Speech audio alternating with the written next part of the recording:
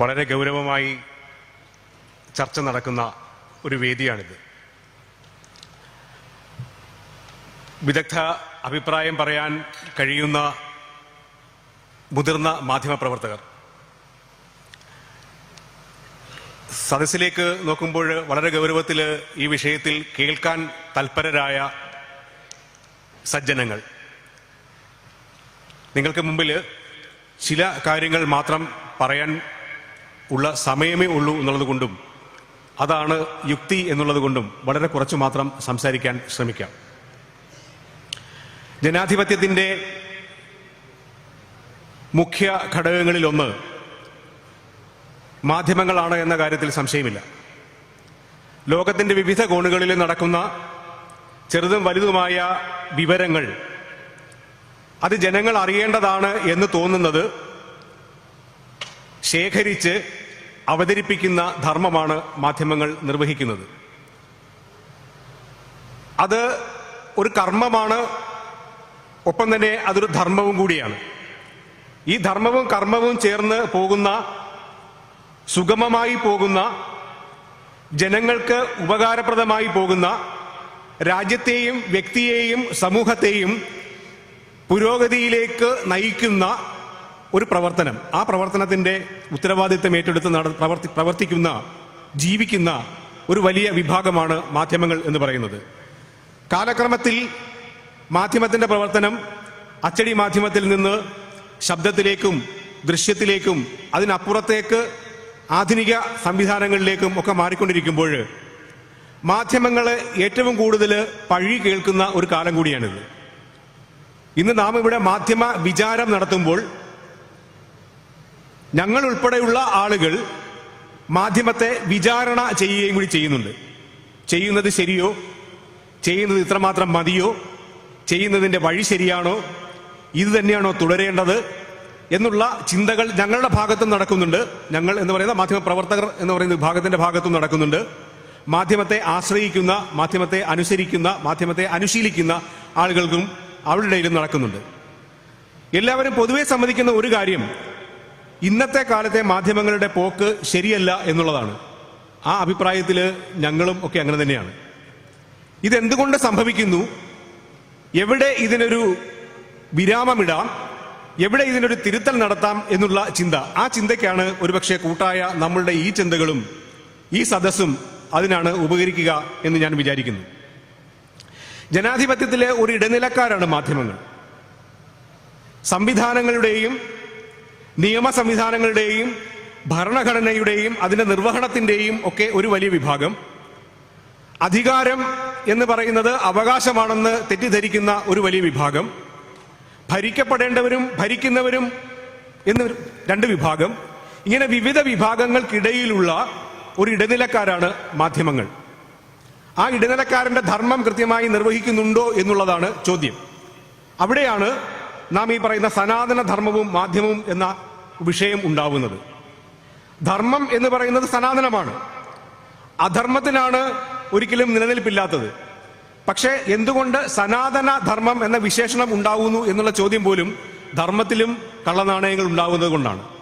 ധർമ്മത്തിന്റെ വേഷം ധരിച്ച് നടക്കുന്ന അധർമ്മ പ്രവർത്തനങ്ങൾ, അതുകൊണ്ടാണ് സനാതന ധർമ്മം എന്ന് പറയേണ്ടി വരുന്നത്. പ്രസിദ്ധനായ ചിന്തകനും ദേശീയവാദിയുമായിരുന്ന ദത്തോപാന്ത് ഠേങ്കിഡ്ജി അദ്ദേഹം ഒരിക്കലൊരു പ്രസംഗത്തിൽ പറയുകയുണ്ടായി, വാർധയിൽ എല്ലാ വർഷവും നടക്കുന്ന ഒരു ആഘോഷത്തിൽ അവിടെ വാർധയിൽ നിന്നുള്ള നെയ്യ് എന്ന് പറഞ്ഞ് ബോർഡ് വെച്ച് നെയ്യ് കച്ചവടം നടത്തുമായിരുന്നു. ശുദ്ധമായ പശുവിന്റെ പാലിൽ നിന്ന് ഉൽപ്പാദിപ്പിക്കുന്ന നെയ്യ്.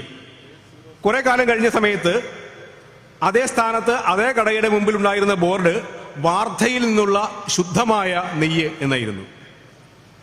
അടുത്ത കുറെ കാലം കഴിഞ്ഞപ്പോൾ വാർധയിൽ നിന്നുള്ള പരിശുദ്ധമായ നെയ്യ് എന്നായിരുന്നു. വിൽറ്റത് നെയ്യ് തന്നെയാണ്. ആദ്യം നെയ്യായിരുന്നു, രണ്ടാമത് വാർധയിൽ നിന്നുള്ള നെയ്യായി, മൂന്നാമത് ശുദ്ധമായ നെയ്യായി, നാലാമത് വാർധയിൽ നിന്നുള്ള പരിശുദ്ധമായ നെയ്യായി. ഇങ്ങനെ വിശേഷണങ്ങൾ ഉണ്ടാവേണ്ടി വരുന്നത് നെയ്യ് എന്ന് പറയുന്ന വസ്തുവിന് ഉണ്ടാകുന്ന അപജയമാണ്. അതിൽ മായം ചേർക്കപ്പെടുമ്പോഴാണ് പരിശുദ്ധമായ നെയ്യ് എന്ന ബോർഡ് വെക്കേണ്ടി വരുന്നത്. ഇതുപോലെ മാധ്യമപ്രവർത്തനത്തിൽ പല കാലങ്ങളിലായി ഉണ്ടായിരിക്കുന്ന ചില അപജയങ്ങളുണ്ട്. ആ അപജയങ്ങളെ ധർമ്മത്തിന്റെ അടിസ്ഥാനത്തിൽ നമ്മൾ നോക്കിക്കാണുമ്പോൾ എങ്ങനെയാണ് മാധ്യമത്തിന്റെ ധർമ്മം നിർവഹിക്കപ്പെടേണ്ടത്. വാർത്ത എന്ന് പറയുന്നത് അത് പരിശുദ്ധമാണ്. വാർത്തയെക്കുറിച്ചുള്ള അഭിപ്രായങ്ങൾ അത് സ്വതന്ത്രമാണ് എന്നാണ് മാധ്യമ പ്രവർത്തകർ ആഗോള വ്യാപകമായി അംഗീകരിച്ചിരിക്കുന്ന ഒരു തത്വം. പക്ഷേ വാർത്ത എന്താണ് എന്നുള്ള കാര്യത്തിലാണ് ഇപ്പോൾ ഡെഫിനിഷൻ ഉണ്ടാവേണ്ട ആവശ്യം വന്നിരിക്കുന്നത്, നിർവചനം വേണ്ടി വരുന്നത്. വാർത്ത സൃഷ്ടിക്കുന്ന കാലമാണിത്. വാർത്ത സംഭവിച്ച കാര്യങ്ങൾ ജനങ്ങളെ അറിയിക്കുന്നതിനപ്പുറത്തേക്ക് സംഭവിക്കാൻ സാധ്യതയുള്ളതോ അല്ലെങ്കിൽ സംഭവിച്ചതിനെ ദുർവ്യാഖ്യാനം ചെയ്യുന്നതോ ആയ വാർത്തകൾ ഉണ്ടാകുന്ന ഒരു കാലം. ആ കാലഘട്ടത്തിൽ രജതരേഖകളായി അതിൽ നിന്ന് തിരുത്തൽ ശക്തികളായി ശരിയായ വാർത്തകളിലേക്ക് ജനങ്ങളെ നയിക്കുന്ന ഒരു മാധ്യമ ധർമ്മ പ്രവർത്തനം ഇവിടെ രൂപപ്പെടുത്തേണ്ടതുണ്ട്, ആവശ്യമാണ് എന്നതിൽ സംശയമില്ല. അത് എല്ലാ ആൾക്കാരും സമ്മതിക്കുന്ന കാര്യമാണ്. പക്ഷേ മാധ്യമ മേഖലയിൽ ഉണ്ടായിരിക്കുന്ന കിടമത്സരങ്ങൾ, മാധ്യമ മേഖലയിൽ ഉണ്ടായിരിക്കുന്ന ലാഭം തേടിയുള്ള പ്രവർത്തനങ്ങൾ മാധ്യമം മറ്റൊരു കച്ചവടം പോലെ ആയി മാറുന്ന കാലഘട്ടത്തിലാണ് ഈ പ്രശ്നങ്ങളെല്ലാം ഉണ്ടാകുന്നത്.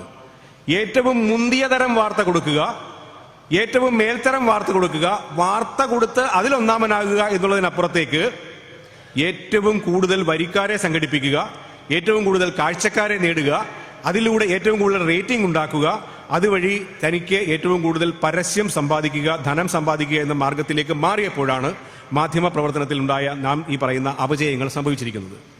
ആഗോളവൽക്കരണത്തിന്റെ കാലത്ത് ഭാരതത്തിന്റെ എന്നല്ല ലോകത്തിന്റെ മുഴുവൻ വാതായനങ്ങൾ തുറന്നപ്പോൾ ഏറ്റവും കൂടുതൽ നല്ലപോലെ കച്ചവടം നടത്തുന്നവന് ഏറ്റവും കൂടുതൽ വിജയം ഉണ്ടാകുന്നു, ലാഭം ഉണ്ടാകുന്നു എന്നൊരു കാലത്തിലേക്ക് മാറിയപ്പോഴാണ് വാസ്തവത്തിൽ മാധ്യമങ്ങൾക്കും ഈ അപജയം ഉണ്ടായത്.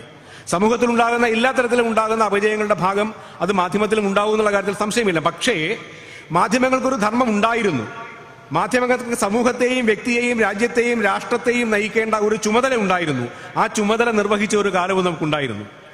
മഹാത്മാഗാന്ധി നടത്തിയിരുന്ന പത്രം, ബാലഗംഗാധര തിലകൻ നടത്തിയിരുന്ന പത്രം, ഇവരൊക്കെ നടത്തിയിരുന്ന പത്രങ്ങൾക്ക് ഒരു രാഷ്ട്രത്തിന്റെ ജനതയെ മുഴുവൻ ഉദ്ബോധിപ്പിക്കുന്ന ഒരു പ്രത്യേക വികാരത്തിലേക്ക്, ലക്ഷ്യത്തിലേക്ക് അവരെ നയിക്കുന്ന ഒരു ധർമ്മം നിർവഹിക്കുന്ന പത്രങ്ങളായിരുന്നു അവർ നടത്തിയിരുന്നത്.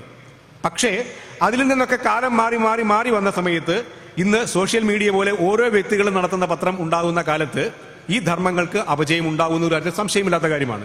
വ്യക്തിപരമായ താല്പര്യം, മേൽക്കോയ്മ നേടുന്നതിനുള്ള അധികാരത്തിന് വേണ്ടിയുള്ള അല്ലെങ്കിൽ അവകാശങ്ങൾ നേടിയെടുക്കുന്നതിന് വേണ്ടിയുള്ള അല്ലെങ്കിൽ മേൽക്കോയ്മ നേടിയെടുക്കുന്നതിന് വേണ്ടിയുള്ള കിടമത്സരം, ആ മത്സരത്തിൽ നശിച്ചുപോയത് അല്ലെങ്കിൽ ധർമ്മച്യുതി സംഭവിച്ചിരിക്കുന്നത് മാധ്യമങ്ങളുടെ ലക്ഷ്യബോധത്തിലാണ്. ഇവിടെയാണ് ഭാരതത്തിൽ ഉണ്ടായിരിക്കുന്ന വാർത്താ ഏജൻസികളിൽ, വാർത്തകൾ കൊടുക്കുന്ന ഏജൻസികളിൽ ബഹുഭാഷാ ഏജൻസിയായിരുന്ന എന്ന് പറയണം, ആയിരുന്ന എന്നും പറയണം, രണ്ടും പറയേണ്ടി വരുന്നു. കാര്യം ബഹുഭാഷാ ഏജൻസി ആയിരുന്ന ഹിന്ദുസ്ഥാൻ സമാചാർ എന്ന് പറയുന്ന ഒരു വാർത്താ ഏജൻസി, ആ വാർത്താ ഏജൻസി വിവിധ ഭാഷകളിൽ വാർത്ത കൊടുത്തിരുന്ന ഏജൻസി, ആ ഏജൻസിയുടെ ഒരു ചടങ്ങിൽ സംസാരിക്കുമ്പോൾ പണ്ഡിറ്റ് ദീനദയാൽ ഉപാധ്യായ അദ്ദേഹം നടത്തിയ ഒരു പ്രസംഗമുണ്ട്. അദ്ദേഹം പറയുന്നത് വാർത്ത എന്ന് പറയുന്നത് സത്യം, ശിവം, സുന്ദരം ആയിരിക്കണം വാർത്ത. മാധ്യമ പ്രവർത്തനത്തിന്റെ അടിസ്ഥാന ലക്ഷ്യവും അടിസ്ഥാന രീതിയും അതായിരിക്കണം എന്ന് അദ്ദേഹം പറയുകയുണ്ടായി. എന്താണ് സത്യം, എന്താണ് ശിവം, എന്താണ് സുന്ദരം? ഈ മൂന്ന് കാര്യങ്ങളിൽ അദ്ദേഹം നടത്തിയ നിർവചനങ്ങളും അദ്ദേഹം നടത്തിയ നിരീക്ഷണങ്ങളും അതൊരുപക്ഷെ എനിക്ക് തോന്നുന്നു ഇക്കാലത്ത് മാധ്യമരംഗത്ത് പ്രസക്തമായ ചില നിർദ്ദേശങ്ങളോ നിരീക്ഷണങ്ങളോ തന്നെയാണ്. അദ്ദേഹം പറഞ്ഞു, വാസ്തവമായിരിക്കണം വാർത്ത. എന്തിനുള്ള വാസ്തവം?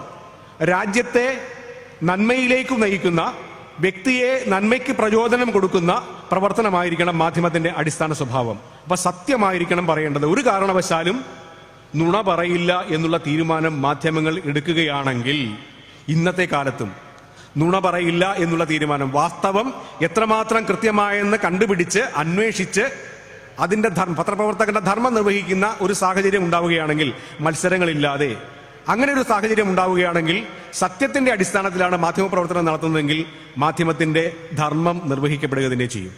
ഇനി രണ്ടാമത് അദ്ദേഹം പറഞ്ഞത് ശിവം ആയിരിക്കണം. ശിവം എന്ന് പറഞ്ഞു കഴിഞ്ഞാൽ സംസ്കൃത വാക്കിൽ ശിവം എന്ന് പറഞ്ഞാൽ മംഗളം എന്നാണ് അർത്ഥം.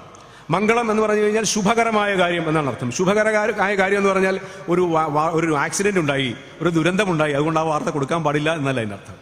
ശുഭകരമായ എന്ന് പറഞ്ഞാൽ ആ ആക്സിഡന്റ് പോലും ഉണ്ടായത് എങ്ങനെയാണ്, എന്തുകൊണ്ടാണ്, ഇനി അത് ഉണ്ടാകാതിരിക്കാൻ എന്ത് പ്രിക്കോഷനാണ്, മുൻകരുതലാണ് എടുക്കേണ്ടതെന്ന് സമൂഹത്തിന് കൊടുക്കാൻ പറ്റുന്ന ഒരു പ്രവർത്തനമാണെങ്കിൽ അത് ശിവകരമായ മാധ്യമ പ്രവർത്തനമാണ്. രാജ്യത്തിന്റെ സമൂഹത്തിന്റെ പുരോഗതിക്ക് സഹായകമായ പ്രവർത്തനങ്ങൾ നടത്തുന്ന മാധ്യമപ്രവർത്തനം. അല്ലാതെ കട്ടിംഗ് സൗത്ത് പോലെ രാജ്യം ഉണ്ട്, രാഷ്ട്രമുണ്ട്, ഭരണഘടനയുണ്ട്, അത് വെറും പേപ്പറാണ്. ഭരണഘടന അടിസ്ഥാനത്തിൽ അല്ല പ്രവർത്തിക്കേണ്ടത്. ഓരോ രാജ്യങ്ങൾക്കും, ഓരോ സ്റ്റേറ്റുകൾക്കും, ഓരോ പ്രദേശങ്ങൾക്കും, ഓരോ വ്യക്തികൾക്കും അവനവൻ്റെതായ സ്വാതന്ത്ര്യങ്ങളുണ്ട്. ആ സ്വാതന്ത്ര്യത്തിന്റെ അടിസ്ഥാനത്തിൽ പ്രവർത്തിക്കുകയാണ് വേണ്ടത് എന്ന് പറഞ്ഞ് കട്ടിംഗ് സൗത്തുകൾ പോലെയോ അല്ലെങ്കിൽ വിഘടനവാദങ്ങൾ പോലെയോ രാജ്യത്തിന്റെ പ്രാദേശിക താല്പര്യങ്ങൾക്കപ്പുറത്തേക്ക് രാഷ്ട്രം എന്നൊരു സങ്കല്പം തന്നെ ഇല്ല എന്ന് പറയുന്ന തരത്തിലുള്ള പ്രവർത്തനവും നടത്തുന്നത് അത് ശിവകരമായ പ്രവർത്തനമല്ല. മാധ്യമപ്രവർത്തനത്തിൽ ആ ഒരു കാഴ്ചപ്പാടുണ്ടെങ്കിൽ മാധ്യമപ്രവർത്തനം ശിവകരമാകുന്നതാണ്. മൂന്നാമത്തേതാണ് ശിവം സുന്ദരം എന്ന് പറയുന്നത്. ഈ സുന്ദരം എന്ന് പറയുന്നത് നിങ്ങൾക്ക് വായിക്കാൻ കിട്ടുന്നത് സുഖകരമായ വായനയല്ലെങ്കിൽ, ലളിതമായ വായനയല്ലെങ്കിൽ, നിങ്ങൾക്ക് ആസ്വദിക്കാൻ പറ്റുന്നത്, മനസ്സിലാക്കാൻ പറ്റുന്നതും അല്ലെങ്കിൽ നിങ്ങൾ മാറ്റിവെക്കും. നമ്മുടെ വീട്ടിൽ എത്രയോ എല്ലാ ആൾക്കാരുടെയും വീട്ടിൽ ആധാരമുണ്ടാവും. നമ്മുടെ വീടിന്റെ ആധാരം, നമ്മുടെ പ്രോപ്പർട്ടിയുടെ അവകാശം നമുക്ക് തന്നിരിക്കുന്ന ആധാരം എത്ര പേര് അതെടുത്ത് വായിക്കുന്നുണ്ട്? വായിക്കാൻ പറ്റില്ല. കാരണം എന്താ വെച്ചാൽ അതിന്റെ ഭാഷ അങ്ങനെ ആയതുകൊണ്ടാണ്, അത് ലളിതമല്ലാത്തത് കൊണ്ടാണ്. പക്ഷേ മാധ്യമപ്രവർത്തനം ആ രീതിയിലാണെങ്കിൽ അതൊരിക്കലും സാധ്യമാകുന്ന കാര്യമല്ല. അപ്പൊ ലളിതമായും ആകർഷകമായും ആസ്വാദ്യകരമായും വാർത്ത സുന്ദരമായും കൊടുക്കാൻ കഴിഞ്ഞാൽ സുന്ദരമായി. ഇങ്ങനെ സത്യം, ശിവം, സുന്ദരം എന്ന് പറഞ്ഞ 3 ആശയഗതികൾ അത് മാധ്യമപ്രവർത്തനത്തെ ആവിഷ്കരിക്കുകയാണെങ്കിൽ ഇന്നും മാധ്യമത്തിന്റെ ധർമ്മം നിർവഹിക്കാനാവും. ഞാൻ ഓർമ്മിക്കുന്ന ഒരു കാര്യം, 12 വയസ്സിൽ ദേശീയ പതാകയുമേന്തി ബ്രിട്ടീഷ് പോലീസുകാരുടെ മുമ്പിലൂടെ, അന്ന് ബ്രിട്ടീഷ് ഭരണം നടക്കുന്ന കാലത്ത്, ഒരു കൂട്ടം വിദ്യാർത്ഥികൾ, 12 വയസ്സുള്ള വിദ്യാർത്ഥികൾ, അതിൽ താഴെയുള്ള വിദ്യാർത്ഥികൾ പ്രകടനം നടത്തിപ്പോയപ്പോൾ റെയിൽവേ സ്റ്റേഷനിൽ വെച്ചിട്ട് ബ്രിട്ടീഷ് പോലീസ് അറസ്റ്റ് ചെയ്തു. അറസ്റ്റ് ചെയ്തവരെ, കോഴിക്കോടാണ്, ഫറോക്കിൽ, അവരെ കോടതിയിൽ ഹാജരാക്കി. മജിസ്ട്രേറ്റ് ചോദിച്ചു, എന്തായിരുന്നു പരിപാടി? അപ്പോൾ പറഞ്ഞു, ഞങ്ങൾ ഡൽഹിക്ക് പോവുകയായിരുന്നു. നിങ്ങൾ ഡൽഹിക്ക് പോയത് എന്തിനാ? മഹാത്മാഗാന്ധിയുടെ ആഹ്വാനമുണ്ടായിരുന്നു, ഡൽഹി ചലോ. ഭാരതത്തിന് സ്വാതന്ത്ര്യം ലഭിക്കുവാൻ വേണ്ടിയിട്ട് ഡൽഹിയിലേക്ക് എല്ലാവരും ചലിക്കുവാൻ വേണ്ടി, എല്ലാവരും സഞ്ചരിക്കുവാൻ വേണ്ടി, എത്തിച്ചേരാൻ വേണ്ടി മഹാത്മാഗാന്ധിയുടെ ആഹ്വാനമുണ്ടായിരുന്നു. അത് ഞങ്ങൾ പത്രത്തിലൂടെ വായിച്ചു. അത് കേട്ട് അതറിഞ്ഞിട്ടാണ് ഞങ്ങൾ ഇങ്ങനെ ഈ മാർച്ച് നടത്തിയത് എന്ന് പറഞ്ഞ വിദ്യാർത്ഥികളോട് അന്നത്തെ ബ്രിട്ടീഷ് ഭരണകാലത്ത് മജിസ്ട്രേറ്റ് പറഞ്ഞു, നിങ്ങൾ വിദ്യാർത്ഥികളാണ്, നിങ്ങൾ പോയി പഠിക്കൂ എന്ന് പറഞ്ഞവരെ ശിക്ഷയിൽ നിന്ന് ഒഴിവാക്കി പഠിക്കാൻ വിട്ട ഒരു കഥയുണ്ട്, കഥയല്ല സംഭവമുണ്ട്. ആ വിദ്യാർത്ഥി പിൽക്കാലത്ത് മാധ്യമപ്രവർത്തകനായി. അദ്ദേഹം VM കൊറാത്ത എന്നറിയപ്പെടുന്ന, വേലായുധ മേനോൻ കൊറാത്ത എന്നറിയപ്പെടുന്ന കോഴിക്കോട്ടുകാരനായ സ്വാതന്ത്ര്യ സമര സേനാനിയായിരുന്ന പത്രാധിപരാണ്. അദ്ദേഹം മാതൃഭൂമിയുടെ ഡെപ്യൂട്ടി എഡിറ്ററായിരുന്നു, ജന്മഭൂമിയുടെ ചീഫ് എഡിറ്ററായിരുന്നു. അപ്പൊ അദ്ദേഹം പത്രത്തിൽ നിന്ന് മഹാത്മാഗാന്ധിയുടെ ആഹ്വാനം കേട്ട 12 വയസ്സുകാരന് പ്രചോദനം ഉണ്ടായതുപോലെ ഇന്ന് പ്രചോദനം ഉണ്ടാക്കുവാൻ വേണ്ടി ഏത് മാധ്യമത്തിന് കഴിയുന്നില്ലെങ്കിൽ അതിന്റെ ഉത്തരവാദിത്വം മാധ്യമങ്ങൾക്ക് തന്നെയാണ്. ആ മാധ്യമങ്ങൾക്ക് തിരിച്ചു പിടിക്കുവാൻ കഴിയുന്ന, ധർമ്മത്തെ കർമ്മത്തിലൂടെ ആവിഷ്കരിക്കുവാൻ കഴിയുന്ന, ധർമ്മത്തിന്റെ ആവിഷ്കാരം നടത്തുവാൻ കഴിയുന്ന ഒരു ബോധം നമുക്ക് എന്നുണ്ടാകുന്നു, അന്ന് നമുക്ക് നമ്മുടെ ഈ സനാതന ധർമ്മത്തെയോ മാധ്യമത്തെയും നമുക്ക് താരതമ്യം ചെയ്യാനോ ഒപ്പം ചേർത്ത് വയ്ക്കുവാനോ നമുക്ക് കഴിയും. രാഷ്ട്രധർമ്മം, സന്ദേശ്, പാഞ്ചജന്യ, ഓർഗനൈസർ തുടങ്ങിയ മാസികകളിലൂടെ പണ്ഡിറ്റ് ദീനദയാൽ ഉപാധ്യായ തന്റെ ഈ ദർശനം വളരെ വിശദമായി ആവിഷ്കരിച്ചിട്ടുണ്ട്. അദ്ദേഹം നടത്തിയ ഒരു വലിയ പ്രഖ്യാപനം, പാഞ്ചജന്യം പത്രം അന്ന് സർക്കാരിന്റെ വിമർശനം നടത്തിയിരുന്ന പത്രമാണ്. കാരണം പണ്ഡിറ്റ് ജവഹർലാൽ നെഹ്റുവിന്റെ ഭരണകാലത്തായിരുന്നു ആ പത്രത്തിന്റെ പ്രവർത്തനം നടന്നിരുന്നത്. അന്ന് അക്കാലത്തായിരുന്നു ദീനദയാൽജി ജീവിച്ചിരിക്കുകയും ചെയ്യുന്നത്. അന്ന് ചൈനയുമായി ഭാരതത്തിനുണ്ടായിരുന്ന ബന്ധം വഷളായിക്കൊണ്ടിരുന്ന ഒരു കാലം, മോശപ്പെട്ടിരുന്ന ഒരു കാലത്ത് റെയിൽവേയിൽ ഒരു സമരം നടന്നു. റെയിൽവേയിൽ സമരം നടന്നപ്പോൾ സർക്കാരിന്റെ ദുർഭരണത്തിനെതിരെ, സർക്കാരിന്റെ ദുഷ്ചെയ്തികൾക്കെതിരെയാണ് ഭരണം നടത്തിയത്. പണ്ഡിറ്റ് ജവഹർലാൽ നെഹ്റുവിന്റെ ഭരണത്തിനെതിരെയാണ് സമരം നടത്തിയത്. പക്ഷേ പാഞ്ചജന്യ ആ സമരത്തെ എതിർത്തുകൊണ്ട് അഭിപ്രായം പ്രകടിപ്പിച്ചു. വാർത്ത എഴുതി, എഡിറ്റോറിയൽ എഴുതി. അതായത് കോൺഗ്രസ് ഗവൺമെന്റിനെതിരെ നടത്തുന്ന സമരത്തെ എതിർത്തുകൊണ്ട് പാഞ്ചജന്യ പത്രം, പ്രതിപക്ഷമായിരിക്കുന്ന പാഞ്ചജന്യ പത്രം ലേഖനം എഴുതിയപ്പോൾ വലിയ വിമർശനങ്ങൾക്ക് അത് കാരണമായി. അന്ന് ദീനദയാൽ ഉപാധ്യായ നടത്തിയ ഒരു വിശദീകരണമുണ്ട്. ആ വിശദീകരണം ഇക്കാലത്തും എക്കാലത്തും മാധ്യമ മേഖലയിൽ നമ്മൾ സ്വീകരിക്കേണ്ട ഒരു കാര്യമാണ്. ഒന്ന്, അദ്ദേഹം പറഞ്ഞ കാര്യം, രാഷ്ട്രീയ പാർട്ടിക്ക് അവരുടെ നിലപാടുകൾ ഓരോ കാലഘട്ടത്തിൽ മാറ്റാനാവും. അവർക്ക് ആവശ്യങ്ങൾക്കനുസരിച്ച് സമരങ്ങളായാലും പ്രക്ഷോഭങ്ങളായാലും നയിക്കാനും നിയന്ത്രിക്കാനും ആവശ്യം വരും. സാധ്യമാണ്. വ്യക്തികൾക്കും ഇത് സാധ്യമാണ്, ചില സംഘടനകൾക്കും സാധ്യമാണ്. പക്ഷേ പത്രത്തിന് ഒരു ധർമ്മമുണ്ട്, മാധ്യമത്തിന് ഒരു ധർമ്മമുണ്ട്. ആ മാധ്യമത്തിന്റെ ധർമ്മം എന്ന് പറയുന്നത് രാഷ്ട്രത്തോടൊപ്പം നിൽക്കുകയാണ്. ഈ സമയം വിദേശ രാജ്യമായ ചൈന ഭാരതത്തിന്റെ അവകാശങ്ങളെയും ഭാരതത്തിന്റെ സ്വാതന്ത്ര്യത്തെയും കവർന്നെടുക്കുന്ന തരത്തിലുള്ള പ്രവർത്തനം നടത്തുന്ന സാഹചര്യത്തിൽ രാജ്യത്ത് ഇപ്പോൾ നടക്കേണ്ടത് ഒരു സമരമല്ല. രാജ്യത്ത് ഇപ്പോൾ രാജ്യം ഒന്നിച്ചു നിൽക്കേണ്ട സമയമായതിനാൽ പാഞ്ചജന്യയുടെ ധർമ്മം ആ ഒന്നിപ്പിക്കുവാൻ വേണ്ടി ജനങ്ങളെ ആഹ്വാനം ചെയ്യുന്നതാണ്. ഇവിടെ ഞാൻ പക്ഷവും പ്രതിപക്ഷവുമല്ല നോക്കുന്നത്, ഞാൻ നോക്കുന്നത് രാജ്യപക്ഷമാണ്, രാഷ്ട്രപക്ഷമാണ്. ആ രാഷ്ട്രപക്ഷത്ത് നിൽക്കുമ്പോൾ തെറ്റെന്താണോ ആ തെറ്റിനെ എതിർക്കാനും ശരി എന്താണോ ആ ശരിയെ അനുകൂലിക്കുവാനുമുള്ള ധർമ്മം നിർവഹിക്കേണ്ടതാണ് പത്രത്തിന്റെ ജോലി, മാധ്യമത്തിന്റെ ജോലി. ആ ധർമ്മമാണ് ഞാൻ നിർവഹിക്കുന്നത് പറയുകയും അതിൽ അടിയുറച്ചു നിൽക്കുകയും ചെയ്ത ഒരു സംഭവമുണ്ട്. ഇങ്ങനെ മാധ്യമ പ്രവർത്തനത്തിൽ നിലപാടുകൾ കർക്കശമായി എടുക്കുകയും ആ നിലപാടുകൾ നിഷ്ഠയോടെ കൊണ്ടുപോവുകയും ചെയ്യുന്ന പ്രവർത്തനത്തിൽ നിന്ന് മാറി ഇത് ലാഭകരമായ ഒരു പ്രവർത്തനത്തിലേക്ക് മാറ്റിക്കൊണ്ടിരുന്ന ഒരു കാലഘട്ടത്തിലാണ് മാധ്യമ മേഖലയിൽ ഏതെങ്കിലും തരത്തിലുള്ള ധർമ്മ അപജയം സംഭവിച്ചത്. ആ ധർമ്മ അപജയത്തെ വീണ്ടെടുക്കുവാൻ ഇനിയും നമുക്ക് അവസരമുണ്ട്. കാരണം ഈ ചിന്ത നമ്മളിപ്പോൾ സംസാരിക്കുന്ന ഈ വിചാരണ ചെയ്യുന്ന ഈ വിഷയം മാധ്യമ മേഖലയിലുണ്ട്, മാധ്യമ സ്ഥാപനങ്ങളിലുണ്ട്, മാധ്യമ പ്രവർത്തകരിലുണ്ട്, സമൂഹത്തിലുണ്ട്. ഈ ചിന്ത വ്യാപകമാവട്ടെ. ഈ ചിന്താ പദ്ധതിയിലൂടെ ഉരുത്തിരിയുന്ന ഒരു പുതിയ മാധ്യമ ദർശനത്തിന് നമ്മുടെ ഈ ചെറുകോൽപ്പുഴ ഹിന്ദുധർമ്മ പരിഷത്തിന്റെ ഈ വേദിയിൽ നടക്കുന്ന ഈ ചർച്ചയും നമ്മൾ ഇതിനു വേണ്ടി ചെലവിടുന്ന ഈ സമയവും അതിന് ഗുണകരമായി ഭവിക്കുമെങ്കിൽ നമ്മളുടെ ഇന്നത്തെ ഈ പ്രവർത്തനം ധന്യമായി. എൻ്റെ ചിന്തകൾ ഞാൻ ഇത്രയും പങ്കുവെച്ചുകൊണ്ട് തൽക്കാലം നിർത്തുന്നു. മറ്റ് പ്രമുഖരായ വ്യക്തികൾക്ക് വേദി ഒഴിഞ്ഞു കൊടുക്കുന്നു. പിന്നെ ഒരു ക്ഷമാപണം, എനിക്ക് അത്യാവശ്യമായി ഒന്ന് പോകേണ്ടതുകൊണ്ട് ഞാൻ ഇടയ്ക്കൊന്ന് പോകും. എല്ലാവരുടെയും അനുമതിയും കൂടി ചോദിക്കുന്നു. നമസ്കാരം.